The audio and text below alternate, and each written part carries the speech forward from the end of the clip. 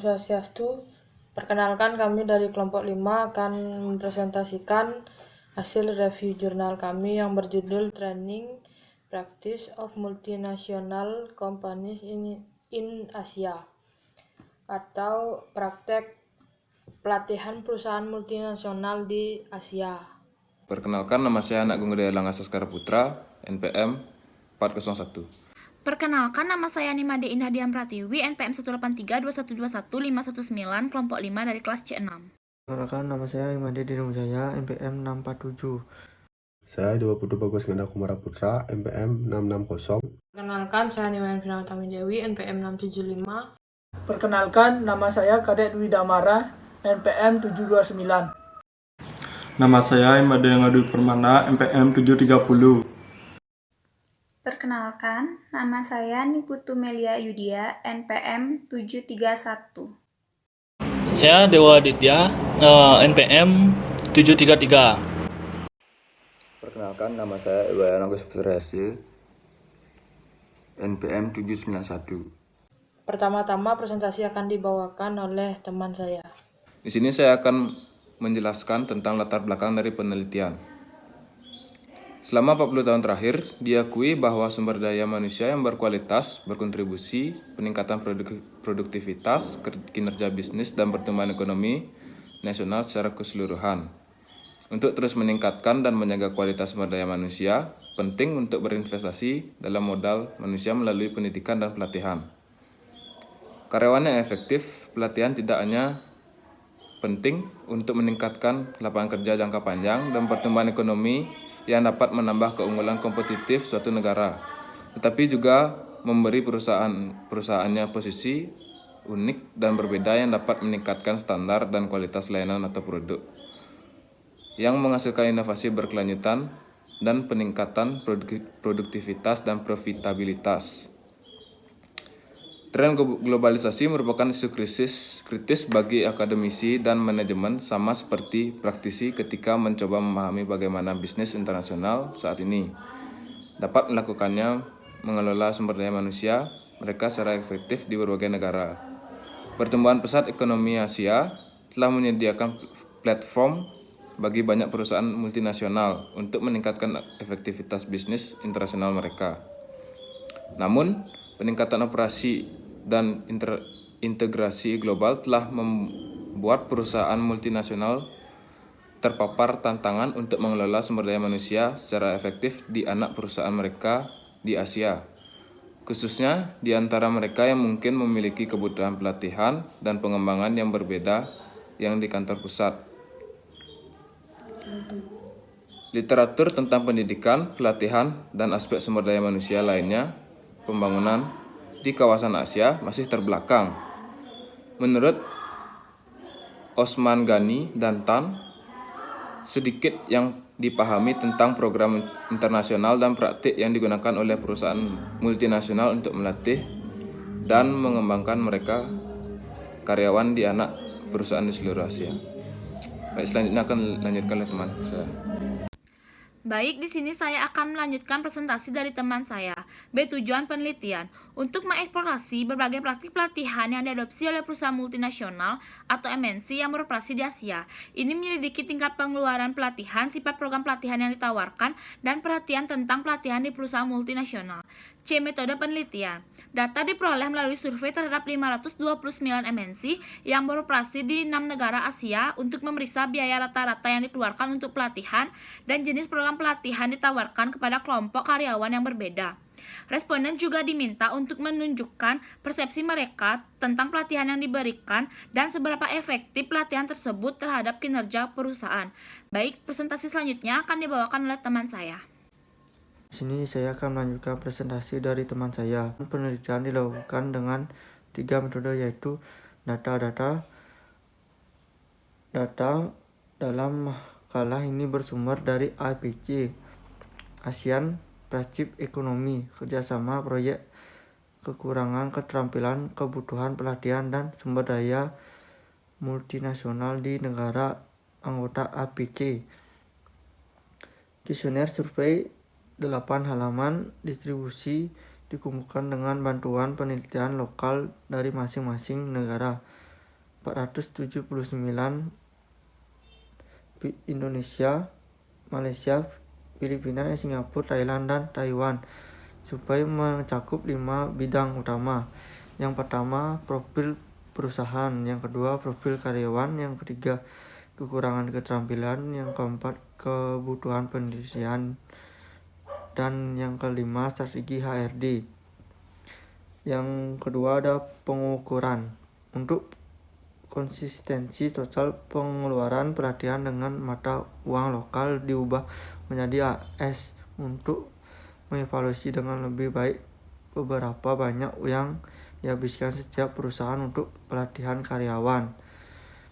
Data dihitung dengan total pengeluaran pelatihan terhadap jumlah total karyawan untuk sampai pada pengeluaran pelatihan, kemudian dibagi menjadi 4 kategori pengeluaran keuangan. Dari per karyawan menghabiskan antara US$1.000 sampai 500 AS, antara US$500 sampai 1.000 dan lebih dari US$1.000 per karyawan per tahun. MNC memiliki non-Asia, mencakup pada perusahaan yang berkantor pusat di Amerika, Eropa, dan Australia. MNC memiliki ASEAN sebagai besar, didirikan oleh perusahaan Jepang, Singapura, dan Taiwan. Sebagian kecil MNC adalah perusahaan lokal di 6 negara yang telah memperluas operasi di luar negeri. Analisis statistik yang terakhir. Untuk menghindari ketidakresepsian yang keliru, pencelit ekstrim telah dihapus sebelumnya. Melakukan toleransi person SIG 2 sisi untuk memeriksa determinan pelatihan di antara MNC yang diselidiki. Alat analisis statistik non-parametrik digunakan untuk memeriksa dan kategori signal dan Chatterjee tahun 1988, Platnat 2001, dengan uji chain sequence untuk introspeksi untuk menentukan apakah ada 2 variabel kategori terkait grade dan well-known 2000. Sekian dari presentasi saya, dilanjutkan oleh teman saya. Baik, saya akan melanjutkan presentasi dari teman saya. Studi kasus ini menekan pada titik pelatihan berbeda antara MNC Asia dan non-Asia. Ini kemungkinan bahwa perusahaan multinasional dengan perusahaan induk di luar Asia akan berinvestasi lebih banyak pelatihan baik dalam dolar dan jumlah program yang ditawarkan daripada perusahaan multinasional tersebut berkantor pusat di Asia. McPherson dan Rhodes menekankan pentingnya MNC untuk menyediakan melatih tidak hanya untuk ekspatriat tetapi juga untuk warga negara tuan rumah untuk berkembang pengalaman internasional di berbagai karyawan dan untuk meningkatkan kualitas staf internasional. Tantangan yang dihadapi perusahaan multinasional adalah menyeimbangkan kebutuhan yang bertentangan akan koordinasi global dalam kurung integrasi dan daya tanggap lokal dalam kurung diferensiasi. Apakah program pelatihan lokal dilaksanakan sesuai dengan HRM, strategi negara induk atau untuk kebutuhan negara tuan rumah? Apakah yang relevansi program pelatihan dalam hal daya tanggap lokal, pengambilan keputusan proses dalam mencari dan tingkat organisasi? MNC terus menghadapi tekanan untuk menggeserkan sistem pelatihan dari kantor pusat hingga anak perusahaan lokal tanpa membahas secara nyata kebutuhan karyawan lokal. Beberapa faktor yang dibahas dalam makalah ini dapat digunakan menentukan kebutuhan dan tingkat pelatihan yang dibutuhkan baik oleh karyawan maupun organisasi. Studi ini mengevaluasi keterkaitan antar organisasi, atribut individu, dan praktik pelatihan. Keputusan yang terlibat apakah akan menawarkan dalam kurung oleh organisasi atau menerima dalam kurung oleh individu karyawan. Pelatihan di mana apa dan siapa yang akan dilatih adalah kompleks dan seringkali didasarkan pada beberapa faktor. Perkenalkan, saya Niwayan Finawatami Dewi, NPM 675, akan melanjutkan presentasi dari teman saya. Literatur menunjukkan bahwa kemungkinan pelatihan cenderung berbeda antar industri. Penelitian Booth 1991 dan NG 2005 menunjukkan bahwa terdapat perbedaan antar industri di negara maju dan negara berkembang. Francis dan kawan-kawan tahun 1995 menemukan kemungkinan pelatihan yang lebih tinggi dalam studi mereka tentang industri jasa. Hal ini selanjutnya didukung oleh Bluns dan Castro 2005 yang melaporkan bahwa di negara-negara OECD, karyawan di sektor jasa seperti keuangan, asuransi, dan bisnis atau komunikasi atau komunitas, layanan sosial, atau pribadi memiliki kemungkinan lebih tinggi untuk mendapatkan pelatihan dibandingkan dengan mereka yang berada di bidang manufaktur atau industri. Lens dan Black 1995 juga berpendapat bahwa di Amerika Serikat terdapat program pelatihan yang kurang formal di sektor manufaktur dibandingkan dengan sektor jasa. Mereka menunjukkan bahwa di sektor jasa hampir semua perusahaan di sektor komunikasi, utilitas, keuangan, dan asuransi menawarkan program pelatihan formal. Hal ini serupa dengan kesimpulan yang diambil oleh studi Devins et al. 2004 tentang pelatihan di perusahaan kecil dan menengah, yang menegaskan bahwa pelatihan lebih lanjut umum diberikan oleh perusahaan jasa daripada oleh perusahaan manufaktur. Perbedaan ini mungkin juga terkait dengan intensitas teknologi masing-masing sektor, seperti yang dikemukakan oleh Lillard dan Tan 1992. Adopsi teknologi baru merupakan mendorong pentingnya untuk pelatihan karyawan. Smith dan Hayton 1995, Mibaeva et al. 2003, Osman Ghani dan Jacob 2005. Karena dipandang sebagai elemen penting dalam mempertahankan kapasitas daya serap inovasi perusahaan. Smith dan kawan-kawan 1995 menemukan bahwa inovasi tempat kerja adalah pendorong utama untuk pelatihan semua industri, dan menegaskan bahwa sektor jasa lebih mungkin memberikan pelatihan yang lebih baik daripada sektor perusahaan manufaktur. Ada kebutuhan yang mendesak bagi organisasi layanan untuk beradaptasi dengan perusahaan tempat kerjanya, teknologi baru, penyampaian layanan kualitas, dan kepuasan pelanggan. Brown, Batra, 1996. Jumlah program pelatihan pengembangan ditemukan berhubungan positif dengan investasi asing langsung oleh perusahaan multinasional di Cina. Sen dan Darby 2006.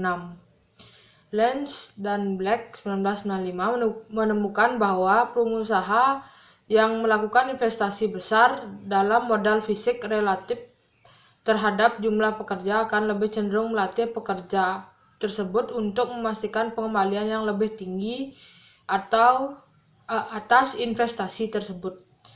Sekian presentasi dari saya, selanjutnya akan dilanjutkan oleh teman saya. Ya, di sini saya akan melanjutkan presentasi dari teman saya. Seringkali proporsi mengekspor barang dan jasa oleh perusahaan terhadap total barang dan jasa mereka merupakan indikator perusahaan yang baik intensitas dalam melakukan perdagangan internasional. Mengekspor juga merupakan tahap awal untuk perusahaan yang memasuki operasi internasional. Dowling et al. 1999. Dan mungkin memerlukan perusahaan untuk menekankan pelatihan karyawan untuk memenuhi standar internasional permintaan pasar luar negeri.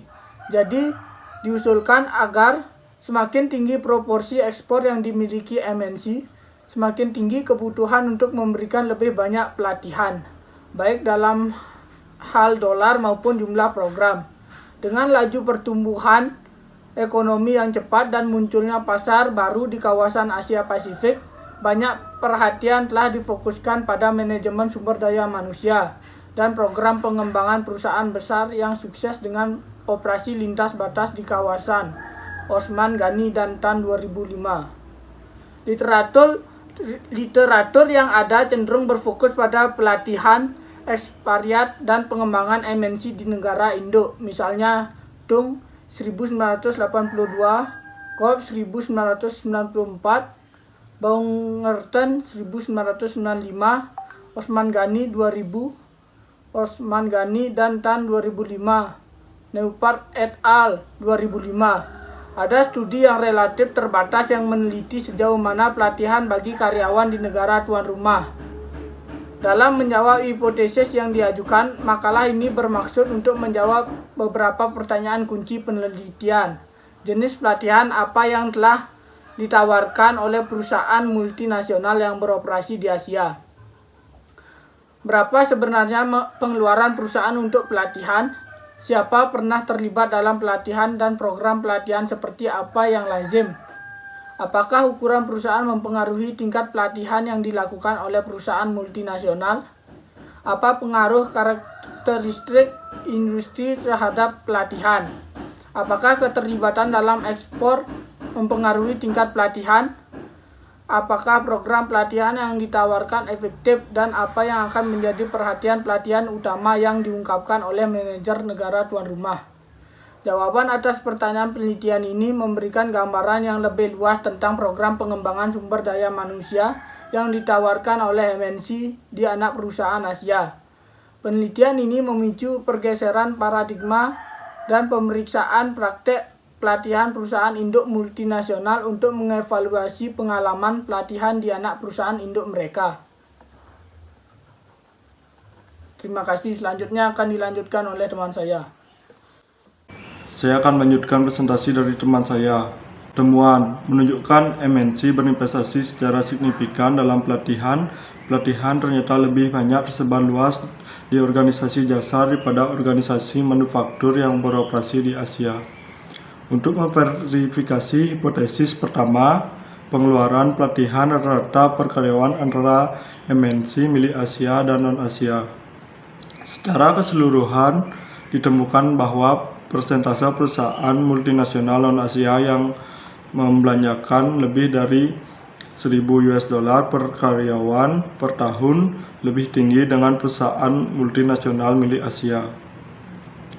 Sebagian besar MNC milik Asia atau 61% menghabiskan kurang dari $100 melatih karyawan lokal. Nilai Chi-square menunjukkan beberapa perbedaan dalam pengeluaran pelatihan rata-rata antara MNC milik Asia dan non-Asia. Presentasi akan dilanjutkan oleh teman saya. Baik, saya akan melanjutkan presentasi dari teman saya. Dilihat dari apakah terdapat perbedaan jumlah program pelatihan yang ditawarkan, ada korelasi positif antara jumlah manajer yang dilatih dalam kurung koefisien 1/4 0.2095, P, 0.205 dan perusahaan non-Asia, dan antara total program pelatihan yang ditawarkan, koefisien 1/4 0.098, P 0.205 dan MNC milik non-Asia.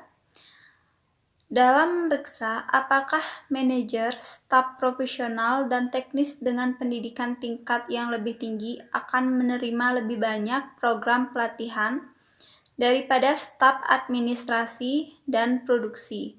Jumlah rata-rata program pelatihan yang ditawarkan kepada manajer 2.12 lebih kecil daripada yang disediakan untuk penjualan, layanan, juru tulis 2.48 dan staf produksi 4.66. Terdapat perbedaan yang signifikan dalam pengeluaran pelatihan antara industri yang berbeda. Nilai Chi-square pada 37.079, P, 0.201 bahwa layanan MNC menghabiskan lebih banyak untuk pelatihan daripada manufaktur MNC. Secara total, 43% dari layanan MNC menunjukkan bahwa mereka menghabiskan lebih dari $500 untuk pelatihan setiap karyawan, dibandingkan dengan 23% dari manufaktur MNC yang menanggapi. Baik, presentasi akan dilanjutkan oleh teman saya. Saya akan melanjutkan presentasi dari teman saya. Terdapat kolerasi yang signifikasi antara jumlah staf produksi yang dilatih dan perusahaan multinasional manufaktur, yang menunjukkan bahwa semakin besar perusahaan manufaktur, semakin besar kemungkinan mereka akan melatih staf produksi koefisien. Secara agregat, perhatian terhadap kualitas dan relevansi program yang ditawarkan secara eksternal sangat kuat. Perhatian utama ditabulasi silang dengan mengabaikan kualitas program yang ditawarkan secara eksternal dengan kategori karyawan, manajer, dan staf profesional dan teknis yang mengambil bagian dalam sebagai besar mode pelatihan eksternal. Yang berikutnya yaitu hasil penelitian. Hasil dari penelitian ini cenderung mendukung kemungkinan untuk mengadopsi beberapa HRM yang beragam praktik, seperti penekanan serupa pada pelatihan di berbagai wilayah, meskipun pengaturan, kelembagaan, dan norma budaya yang berada antara orang Asia dan non-Asia. Perusahaan non-listed 2021. Baik, sekian dari presentasi saya, akan dilanjutkan oleh teman saya. Di sini saya akan melanjutkan presentasi dari teman saya. Temuan dari penelitian ini juga menunjukkan bahwa pelatihan diberikan lebih banyak dalam pelayanan sektor, meskipun beberapa perusahaan manufaktur besar yang beroperasi di Asia masih berinvestasi melatih karyawan produksi mereka.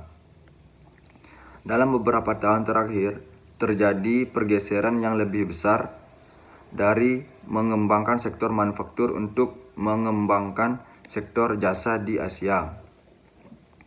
Oleh karena itu, kemungkinan besar dibutuhkan tenaga kerja yang lebih terampil, yang mengarah ke yang lebih tinggi permintaan akan pelatihan dan peningkatan keterampilan tenaga kerja di sektor Asia. Namun, sejauh mana sektor industri membedakan praktik pelatihan tidak terlalu jelas. Ini menyiratkan bahwa di Asia, MNC baik di sektor manufaktur maupun sektor jasa perlu melakukannya, memberikan lebih banyak pelatihan untuk mencapai kerja yang lebih baik. Meskipun sebagian besar MNC